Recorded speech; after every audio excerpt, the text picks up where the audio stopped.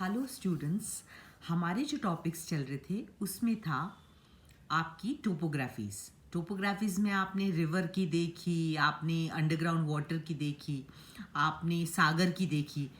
उसमें डिपोजिशनल और इरोजन दोनों को देखा, यानी निक्षेप और अपरदन निक्षेप और अपरदन दोनों को देखा। अब हम देख रहे हैं पवन द्वारा किए गए जो स्थलाकृतियाँ, उसमें पवन कैसे काम करती है। जैसे अपवाहन है, अपघर्षण है, सन्निघर्षण है, इनसे अपर्दन होता है। जब पवन के चट्टान चूर्ण उनको उड़ाकर अपर्दन का कार्य करती है, तो लैटिन भाषा के डी फ्लेयर से ये शब्द बड़ा है उड़ना, जिसे अपवाहन कहते हैं। चट्टानों की परत दर परत को टूट फूट के बाद उड़ाकर एक स्थान से दूसरे स्थान पर ले जाती है, वो है अपवाहन। अपघर्षण में क्या है, रेत, धूल के कण, ये सब जो है आपस में रगड़ खा करके ये चट्टान चूर्ण में परिवर्तित, बारीक रेत में परिवर्तित हो जाते हैं, वो आपका हो गया।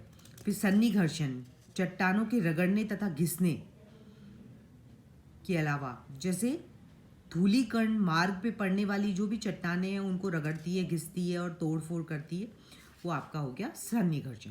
ये तो एक जनरल इंट्रो था। अब हम मेन टॉपिक पे आ जाते हैं, अपर्दनात्मक स्थल रूप। यानी अपर्दन जो कर रही है पवन, उससे क्या क्या स्थल रूप बन रहे हैं वो आपको पढ़ने हैं और वो आपको मालूम होने चाहिए। उसमें पहला है अपवाह बेसिन या वातगर्त।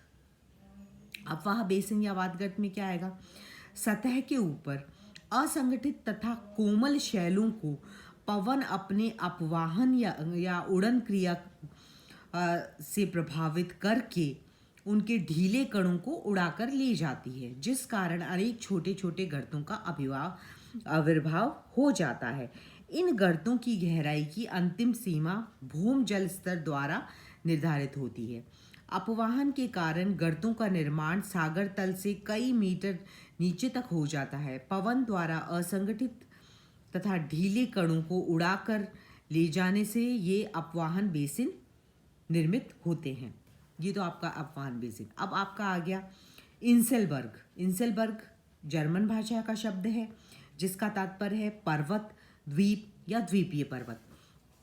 कठोर चट्टानों के सामान्य सतह से ऊंचे ऊंचे टीले लग जाते हैं और सागर तल, ये ऐसा लगता है जैसे सागर में द्वीप अवस्थित हों। कठोर शैल के अवशेष भाग ऊंचे नीचे टीलों के रूप में बच जाते हैं, कोमल शैल पहले कट जाती है। इस तरह से टीलानुमा टापुओं को इंसेलबर्ग कहते हैं। ये समझ में आ गया आप लोगों को। अब नेक्स्ट है आपका मशरूम रॉक या छत्रक शिला। मशरूम रॉक या छत्रक शिला कैसे बनेगी, यदि कठोर शैल की ऊपरी आवरण के नीचे कोमल शैल कट करके लंबवत रूप में मिलती है, तो उस पर पवन के अपघर्षण के प्रभाव से विचित्र प्रकार के स्थल रूप का निर्माण होता है। तीव्र पवन के साथ रेत तथा धूली कणों की प्रचुरता पवन के निचले स्तर से अर्थात सतह से 6 फीट की ऊंचाई तक होती है। ऊपर जाने पर इनकी मात्रा कम होती जाती है। इस कारण पवन द्वारा चट्टान के निचले भाग पर अत्यधिक अपघर्षण होता है, उसका आधार कटने लगता है, जबकि ऊपर का भाग जो है वो अप्रभावित रहता है। जब ऊपर का भाग अप्रभावित रहता है तो वह अपेक्षाकृत विस्तृत होता है और एक छतरीनुमा स्थल रूप का रूप ले लेता है, जिसे कहते हैं छत्रक शिला या मशरूम रॉक शिला। इसको छत्रक शिला को सहारा रेगिस्तान में गारा भी कहा जाता है। जर्मनी में इसे पिट्जफेल्सन नाम से संबोधित किया जाता है। तो इस तरह से अलग अलग नाम है। नेक्स्ट है भूस्तंभ या डेमोइसेल्स।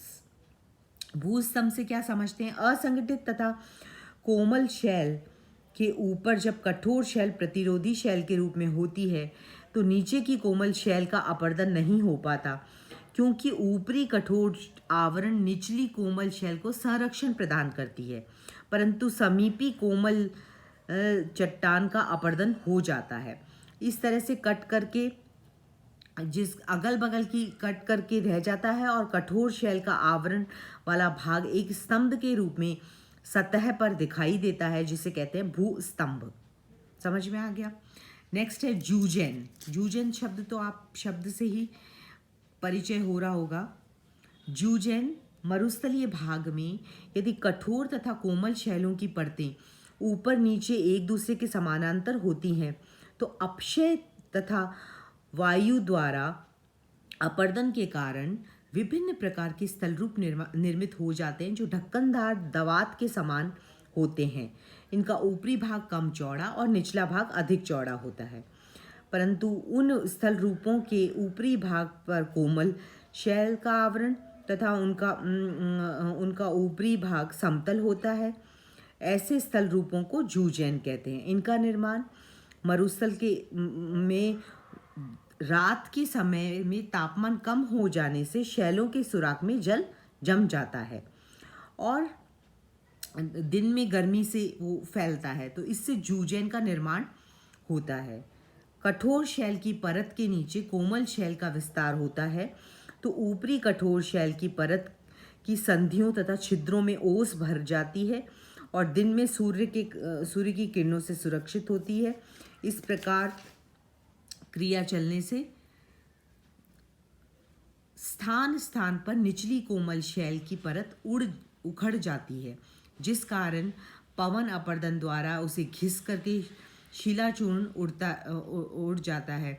जब कोमल शैल की परत कट जाती है तो उसके नीचे की कठोर शैल उखड़ जाती है। इस प्रकार तुषार की क्रिया के द्वारा ये स्थलाकृति बनती है। अब नेक्स्ट है यार्डंग। यार्डंग क्या है?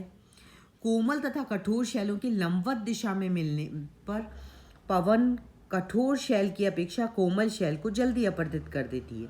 कठोर शैलों के मध्य कोमल शैल का अपरदित होकर उड़ जाने के कारण कठोर शैलों के भाग खड़े रह जाते हैं और इन शैलों के पार्श्व में पवन द्वारा कटाव होने से नालियां बन जाती हैं।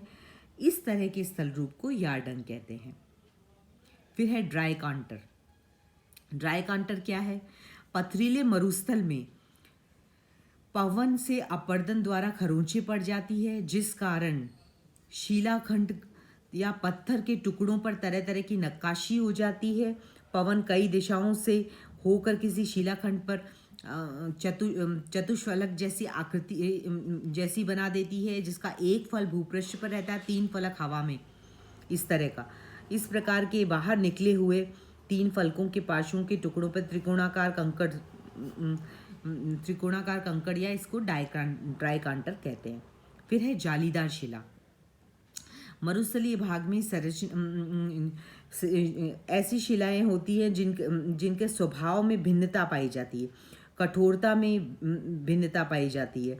तो रेत के कणों के अपघर्षण के द्वारा कोमल शैल जल्दी अपरदित हो जाती है और कठोर शैल स्थिर रहती है। तो इससे क्या होता है कि ये अपर्दन के कारण शैल का भाग जाली की तरह निर्माण हो जाता है और ये जालीदार शिलाएं बन जाती है। पुल या खिड़की।